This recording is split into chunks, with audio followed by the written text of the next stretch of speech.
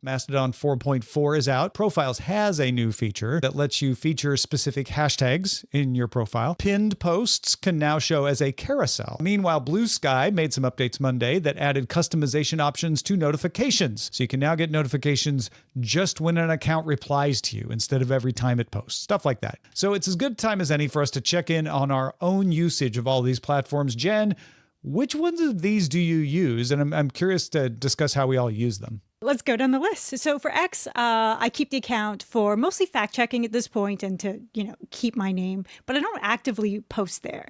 Blue Sky and Mastodon, I use all of the time. I love those two.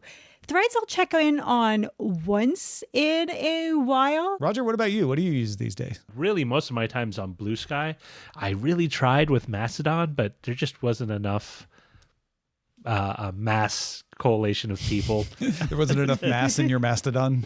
Yeah, that Blue Sky was sort of my fallback.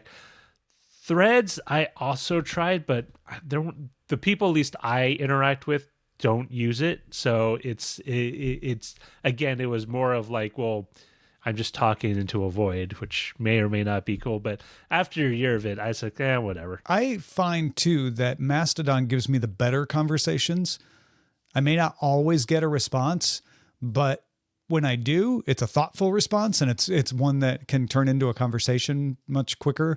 And I'll more often on Mastodon get someone reaching out directly, saying, "Hey, at Ace Detect, blah blah blah blah blah blah blah," versus the other platforms. Like, it depends on where your communities are. Mm-hmm. For Mastodon, InfoSec far and away better than Blue Sky. There is great InfoSec on Blue Sky, but it's definitely more in depth and more technical on Mastodon. Hockey Twitter moved over to Blue Sky, which made me extremely happy because once video was enabled, huge for clips.